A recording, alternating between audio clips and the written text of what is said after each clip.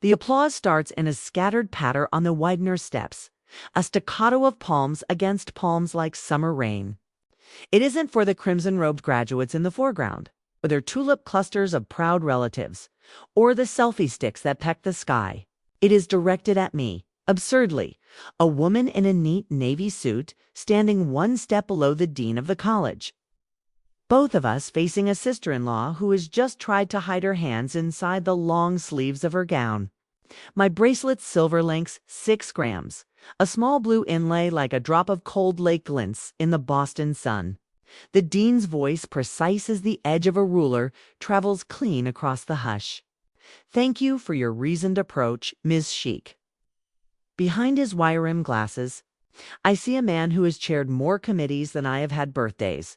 A curator of process, and I meet him at the place I always meet: power, procedure. There are cameras, phones, and a campus videographer, and somewhere in the spread of faces, my brother Ion stands with his hands in his pockets, his suit too tight across the shoulders because he refuses to replace it. On either side, Harvard Yard is a quilt of gowns and lawn chairs.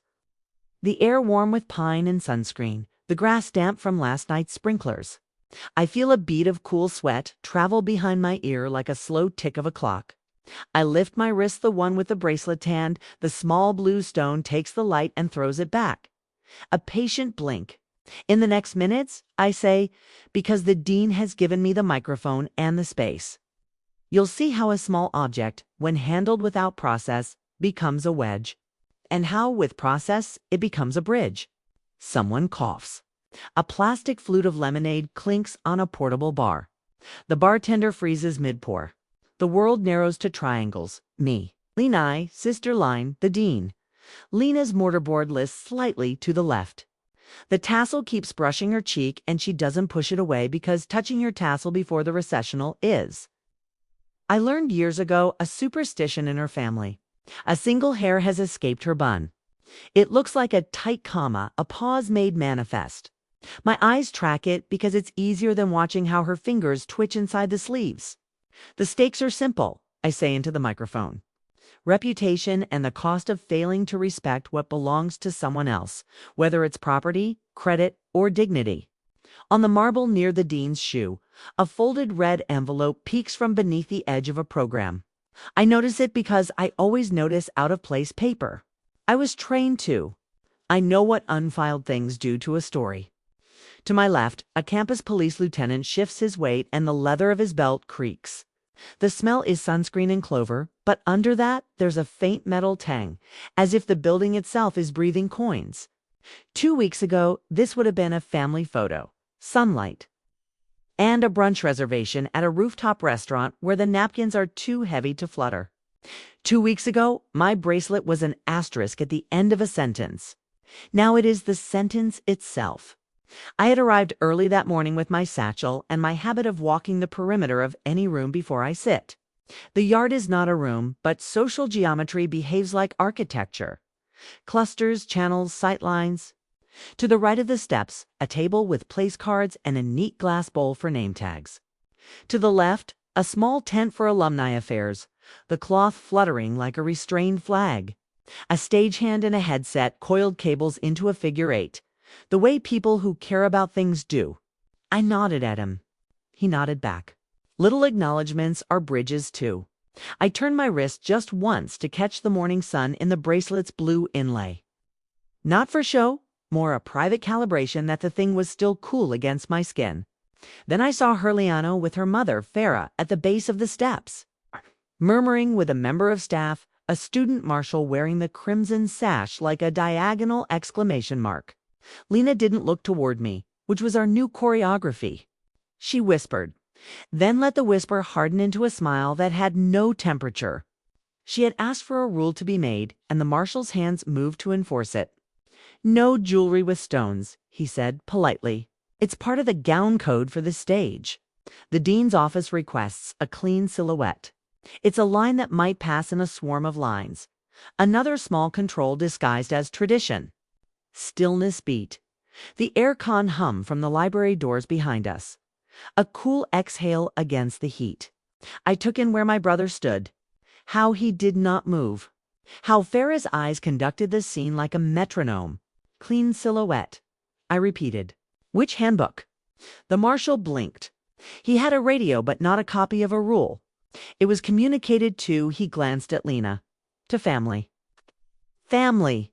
A word that can be used like a boundary or a key depending on who is holding it. I imagined the sentence coming out of Lena's mouth a week ago, when she called my mother to tell her what I would be allowed to wear because this was their day. I didn't imagine it long because that way lies a hollow you can fall into. I looked at the bracelet. This piece has a backstory and I will honor it, I said. I'm not refusing the silhouette. I'm declining a rule that isn't recorded. Those are different species. Farah's mouth didn't move, but her nostrils flared, and then too loud for the space between us. Lena murmured the sentence that unhooked the day from its track. It clashes with the gown. You know the pictures are forever. Silence can be louder than a shout. Someone's phone vibrated against a program and made the paper buzz. In the window reflection, I saw myself the way a security camera would. Compact, hair-braided, posture correct without being rigid. A witness who has not forgotten any of her files. I guess I'm not family after all. Ion's head turned at that. He opened his mouth, closed it. We were all trained in restraint by the same man, our father, who taught us to see how an argument gets. Notarized by posture before it is ever written down. I breathed. When you fight a scripted phrase, you don't write a new one in your head. You escalate to process. I understand aesthetics, I said to the marshal. They're not a policy. Could you please show me the page in your commencement protocol where it specifies a ban on stones?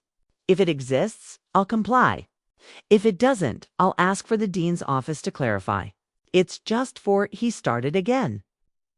And then his radio gave a little cough of static and a woman's voice dry as paper. Sasha, if there's a question, bring them to the side door. We'll resolve. I date-stamped the moment in my mind. 9:42 a.m. Widener West Steps. Comes Channel 3. The sun edged higher, a butter-yellow smear on the limestone. We were walked to the side like children being escorted away from a buffet. The more private corral is where rules prefer to be applied.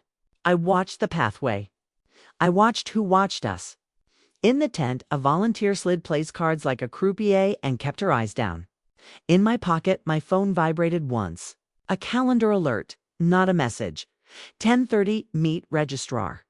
I had scheduled that 3 days ago after the first stray comments reached me. Lena, testing the frame in group chats. No stones, sister-in-law. The photos will be classic. Not an instruction, a test. I set my meeting like I set a timer on a simmering pot. Not because you distrust the heat, but because you don't pretend it will regulate itself. Inside the side door, the air cooled and smelled faintly of paper, lemon polish, and dust warm from light.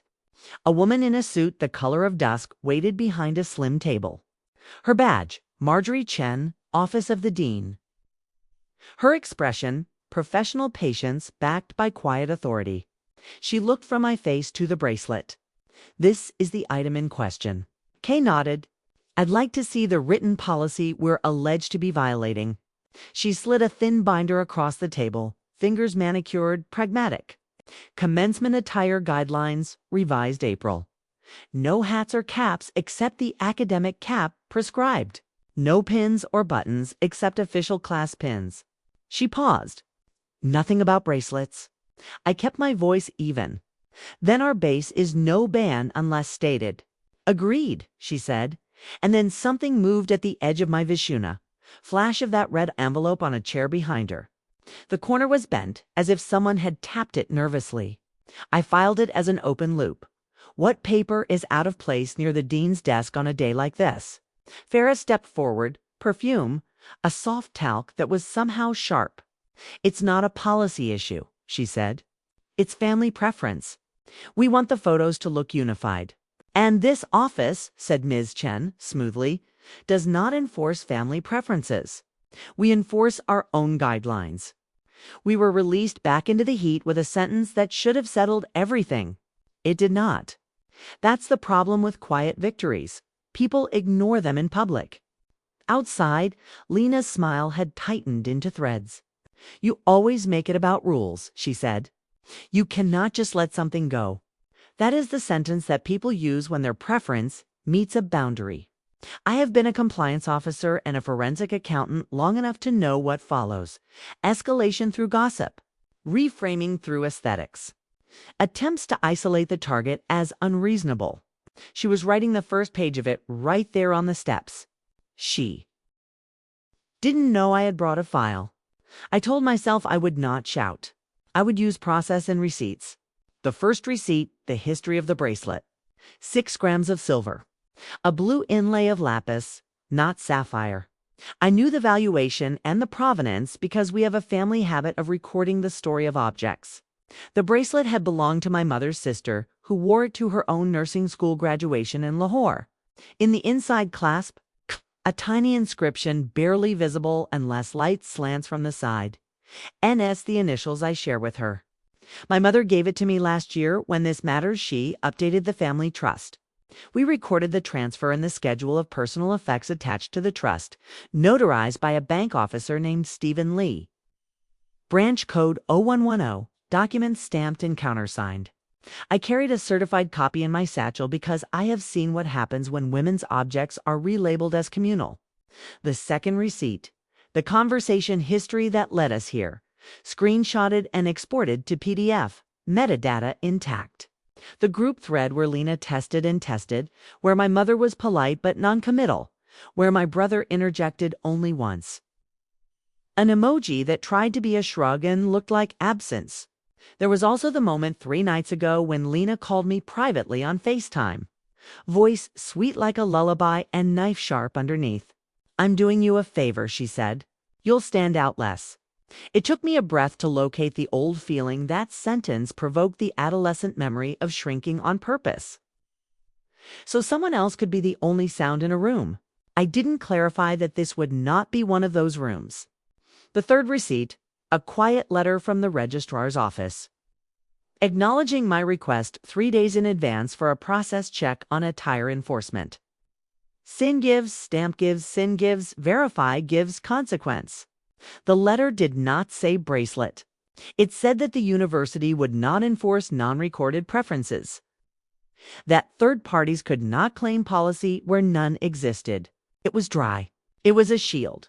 On Thursday, the day before commencement, met a jeweler on Brattle Street who appraised the bracelet for a fresh valuation, printed and signed. He weighed it with a little chrome scale that ticked when it found the exact moment of gravity. Antique. Family. He asked without looking up. "Yes," I said, and I do not know whether his hum meant approval or merely completion. But I filed his business card in the folder behind the trust schedule. I like when numbers have a body to them: wire confirmations, clause numbers, courier slips. They are the life signs of a process that can be shown, not just told. At noon on Friday, an email from Alumni Affairs corrected a minor typo in the program. Attached to it by accident was a draft of the VIP seating plan with a set of initials in pencil next to it. FQ, I made a note of the initials because I have learned not to draw conclusions until I have at least 3 points on a line. Still, a draft is a clue. Who edits drafts often believes they write the rules too. On Saturday morning at 7:15, a black car idled outside Faraz building. I saw it because I was walking the loop from my Cambridge apartment to the yard, a habit that sets my head straight. The driver's window lowered. Ms. Sheik. Ms. Qureshi asked me to confirm, "You know about the no-stone guideline?" Kay said, eyes embarrassed at being the carrier of an errand he had not signed up for. I recorded the time, thanked him, and did not answer the question. It had become a script line. No stones and script lines show their seams when the speaker forgets where they came from. They also make people sloppy, which is how, minutes after the marshal's non-rule and Ms. Chen's binder, Lena tried to collect the narrative with one more private attempt at a public boundary. "Fine," she said, smile like paper. "If you insist on wearing a family heirloom to my ceremony, take the other bracelet off. The thin gold. It's noise." I looked at the gold bracelet plain, nothing to do with today. If you concede a fake rule, someone will install another in the same slot. "No," I said. clear and not unkind. We're done moving the line. The air around us cooled by a degree. Light filtered through the leaves, greenish, a moving ceiling. The world shrank to the sound of fabric when you cross your arms tightly to Farah's rapid, chilly exhale. Behind us, 2 undergraduates tested a microphone with the same sentence over and over. Testing 1, 2, 3. Testing 1, 2, 3. It had the mechanical rhythm of a stamp. At 10:30 sharp, as scheduled. I walked to the small room off the side corridor to meet the registrar's deputy. A man named Kent Willis, whose tie had tiny boats on it. He shook my hand like a person who has read the manual on handshakes and follows it. "We received your inquiry," he said, sliding across a printed letter on university letterhead. "The university does not enforce attire outside of our published guidelines. We will not ask you to remove your bracelet." "Thank you," I said. "I may need you to say that out loud." I stepped back into the glare and the grass smell and the murmur of 1,000 private stories and the public one that was forming. The open loops in my head made a lattice. The red envelope that kept appearing at the edge of official tables. The initials FQ by the seating draft. The driver reciting a rule that didn't exist.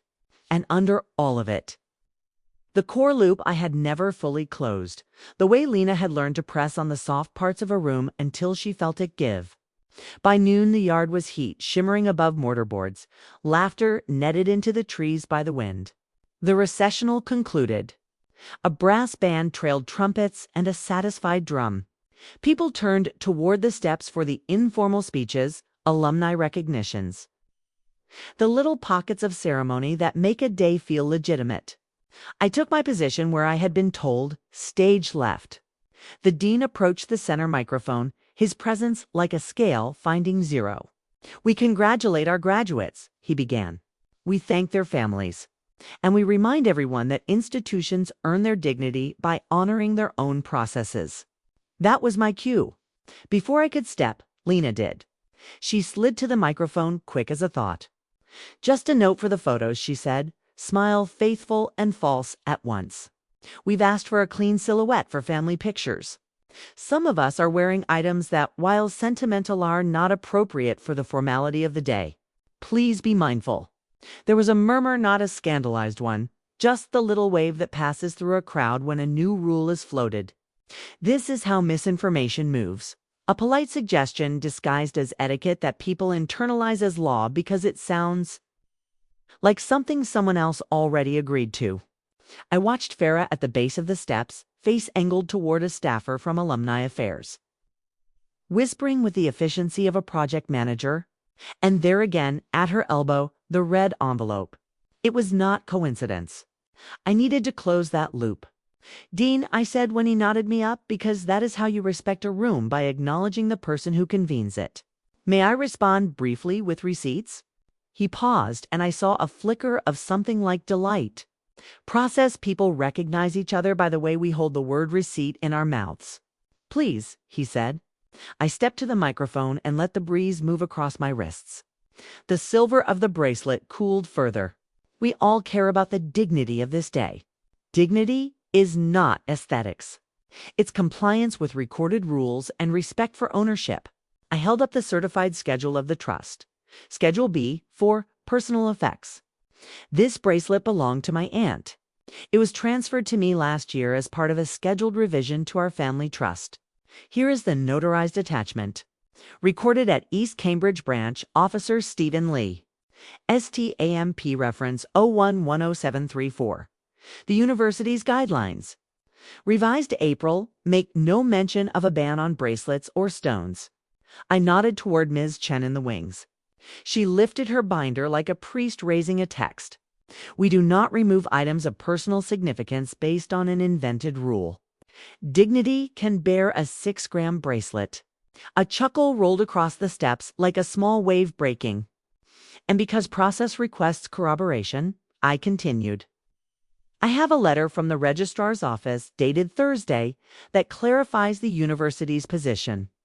Kent Willis, God bless his little bow tie, stepped forward and read into the auxiliary microphone with a crispness that told me he had measured the length of the sentence beforehand. The university does not enforce attire outside of our published guidelines, he said. We will not ask this guest to remove her bracelet. On the grass, Ion's shoulders softened a notch. But Farah did not yield. She turned to the staffer and pressed the red envelope into her hands. The staffer hesitated, then walked toward the steps with that look all administrators know. Deliver the message, keep your job. She reached the stage, leaned toward Ms. Chen, and murmured too close to the microphone. The whisper magnified into a ragged hiss. From Ms. Qureshi, a list of family stage preferences. Ms. Chen took the envelope like it was an over-sugared dessert forced into her hand at a dinner party. She slid out a single sheet. I saw the heading family photo. Standards typed in a font that did not belong to the university. Under it, bullets. No stones, no patterned scarves, no visible brand logos, no hats besides caps. At the bottom, initialed FQ, I did not have to speak. The dean took the page, read it, and there were tiny movements around his eyes, like a machine calibrating pressure. He looked at me, then at Lena, then at the crowd. We appreciate family enthusiasm, he said. We cannot accept private rules on our public stages. Behind me, a second sound, the campus police lieutenant shifting. I recognize the moment a crowd realizes that someone has tried to lay private claim over public process. It is an inhalation that tastes like metal, like a coin on the tongue. The staffer wilted with relief. Ms. Chen folded the red envelope in half cleanly. Precisely, and handed it back to Farah without a word. You could feel the matter settle, a stamp coming down hard and final. Lena laughed, the laugh of someone who has learned to turn discomfort into performance. It was just a suggestion, she said. You're making a scene over a trinket. Trinkets don't get scheduled pages, I said softly. People do that when they anticipate dispute. The dean angled the microphone to himself. Ms. Sheik has demonstrated something we teach, he said, looking not at me but at the gathered faces. That dignity is protected by process. That we applaud reason. And that on these steps we will honor that. The applause began, not booming, not triumphant, but substantial, kind of civic acknowledgement. The sun slid from behind a cloud and warmed the tops of our shoulders. For all the tumult, the sensory fact is this. A bright day, the smell of grass, a faint breeze carrying the sugar of lemonade and the ink of fresh programs. I stood one step down from officialdom, exactly where I preferred to be, adjacent to power, not inside it. The bracelet, cool now, pressed lightly against my skin present, not loud, the weight of a story I had kept. Lena's eyes glittered, not with tears, but with calculation. This is what happens after a failed script. A pivot into a new one. You win, she said. Keep your aunt's little heirloom. It's tacky, and it's yours. When you name something tacky, I said, what you often mean is not yours. I did not say the rest aloud, that this was never about the bracelet. It was about who places conditions on belonging. We took the photos. If you look at them later, you will see the line of a family arranged like a sentence that changes tone halfway through. My mother's hand cupping my elbow briefly. Ion's mouth an almost smile, the kind that apologizes without using any words. Faraz's gaze passed the camera toward a different audience. Lena perfected the tilt of her chin. The bracelet is a small gleam at my wrist. Not the subject, not the point. A punctuation mark you only see when you read closely. The aftermath began even as the crowd thinned. I always pack a second set of documents for the hours after a victory because that is when applications arrive. Ms. Sheik. The campus police, Lieutenant Torres, his nameplate said approached. Polite, but professional. Can I ask purely for my own curiosity? Why the driver approached you this morning about a rule? That's a lot of coordination for a preference. Because private enforcement often starts in the logistics, I said. Cars, seating charts, catering. People try to enforce via vendor contracts what they can't enforce by policy. He hummed. We see that with donor tents sometimes. Check the catering memo, I suggested. If there's a line about attire for family stage photos, it might be tucked there under presentation standards. Not enforceable by you, but a place where someone tries to make their preference look official. He walked away making a note. I breathed out. The air was cooler now. Some cloud cover had smudged the sun. Grease from paper cones of fries perfumed a breeze near the food carts. My skin prickled, then settled. Another open loop paid off. A small thing, but a lady from Alumni Affairs approached with an apologetic half-bow. "That envelope," she said. "It came last night with the catering revisions.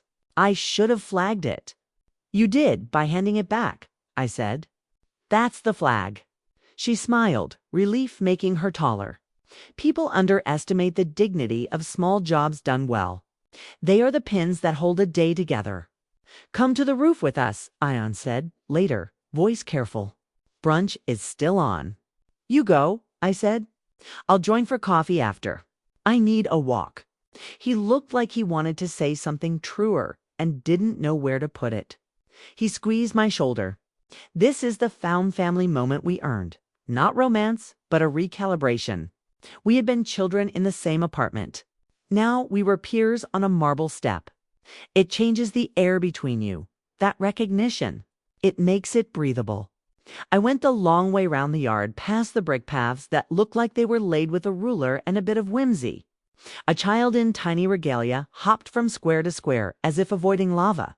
A saxophonist on the corner tested a phrase and let it out into the heat, mellow as honey. My phone buzzed.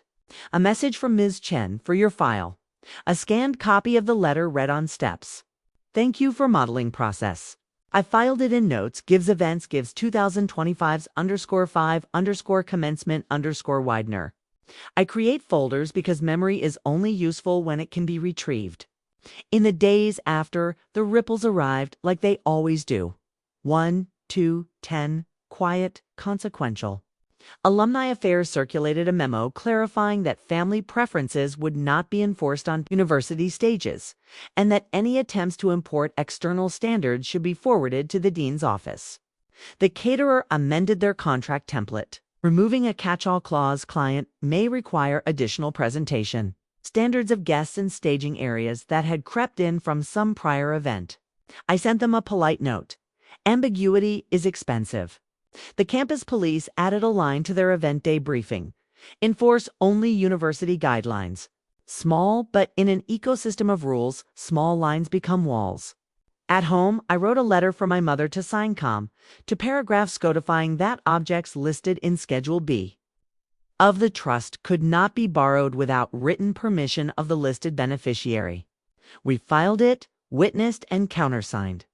Not because I believe my bracelet will be tampered with in the night, but because I have seen how family objects are recategorized as available. It's easier to decline a request when you can point to paper that is not your voice alone. Lena posted the photos with captions about achieving her dreams. The bracelet does not feature except in a single side angle where it catches light and looks like a raindrop in motion. A comment thread under one photo veered into clean silhouettes and timeless looks. It was a recycling of the earlier script, subtly rebranded. I didn't engage. The thing about scripts is that they die when there is no audience. I measured my silence like a calibrated pour. 2 weeks later, the dean's office invited me to speak to a group of student marshals about process and dignity. In the small seminar room, I stood at a whiteboard that had seen better cleaners and wrote 3 words. Record, respect, resist. A student raised a hand and asked, "What to do when a family member insists on a non-rule and the university is silent?" "You don't enforce private power," I said. "You escalate to the published rule. If it's missing, you clarify. If someone tries to deputize you with a script, you decline and ask for the page number." They took notes. Pens scratched like soft insects. The air smelled of dry markers and old coffee. I wore the bracelet. I will not pretend away the things that helped make me. One thing remained. The red envelope. I did not like objects that appear and vanish without being accounted for. I asked Ms. Chen where it had been kept. "It came with catering revisions," she said. "Delivered by courier after hours." A sticky note on top for family standards on stage. Courier slips belong to timelines. I requested a scan of the slip. The IDC LMO22889 led to a local service. Their log showed pickup at 8:12 p.m. from a residential building in Back Bay. Unit initialed by the doorman as FQ household staff. It's not a crime to send a letter. It is a map of intent. I did not forward it to anyone, not even to Ion. I kept it in the folder with the other receipts. Not all leverage needs to be used. Some is best left as a reminder to yourself that you aren't paranoid. You're prepared. There was mercy to consider, too. Mercy doesn't mean pretending. It means choosing where to place your foot next. Farah invited us to a dinner the following month to celebrate and move forward. I went because you cannot let one step become the whole staircase. She was wearing a scarf with a delicate border that caught the light the way the bracelet does. We ate grilled fish and lemon rice and a mango tart that tasted like a humid afternoon. During coffee, she cleared her throat. I didn't understand the difference, she said, hands flat on the table. Between preference and policy, I do now. It was not an apology. It didn't need to be. It was a boundary named, which is sometimes better. Thank you, I said. I did not ask who had written the family photo standards page. We both knew. We both chose not to notarize it with a fight. On my walk home late, the city felt like a lexicon I had finally learned to read without looking up every third word. Streetlights cast circles on the pavement. Moths wrote their erratic calligraphy through them. I stopped on the bridge and watched the river. A sheet of black silk pulled tight by the current. People passed in a river of their own students, tourists. Couple arguing softly in a language I didn't know with a fervor I understood. My phone buzzed. A text from the dean's office, adding a footnote to the attire guidelines clarifying that personal, religious, or cultural jewelry is welcome. Policy updates are poems to me. Clean language, clear intentions, a path for future feet. In a thrift store near Central Square the next week, I found a box of old stationery. Heavy cream paper with a watermark that felt like the indent of a spoon in set custard. I bought it, carried it home, and wrote a letter to myself. You did not make a scene. You made a record. I dated it, folded it, slid it into a red envelope I had kept. Not the original, but its cousin, purchased for the purpose of symmetry. I placed it in my top drawer next to the appraisal from the Brattle Street jeweler and the small screwdriver that fits the clasp of the bracelet. Objects with stories deserve tools, and tools deserve a place. The summer was hot, and then it wasn't. Ion bought a suit that fit him. Lena took a job in a consulting firm that loves words like synergy and uses them to hide power. I started mentoring a junior analyst who reminded me of my younger self, the sharpness. It's the tendency to think every rule is optional for other people, but not for her. I taught her to escalate gently and document without malice. On Friday afternoons, I walked to the river and let the bracelet catch the final light of the week. There will be other days, other steps, other envelopes. But this one remains clear in the ledger of my mind. A day when someone tried to ban a small blue stone from a stage, and the dean at Harvard applauded not me, but the fact that I chose reason over rage. I can still feel the coolness of the bracelet against my wrist when the crowd applauded. A temperature memory that anchors the rest. People think justice is hot. Sometimes it is the temperature of a room correctly set. At a brunch months later, someone I barely knew leaned over the table, eyes bright with the joy of gossip. "Are you the one with the bracelets?" she asked, as if I were a collector of rare birds. This story made the rounds. The line you said, what was it? I sipped my coffee, tasted the bitter and the sweet. "I guess I'm not family after all," I said. And then let the sentence rest in the air the way you let an old song end on its last note acknowledged. Of a time, not your anthem anymore. If you've ever had a small thing turned into a wedge, document it. Name the rule and step into the light with your receipts. If this story helped you stand your ground with calm, share it with someone who needs that steadiness today.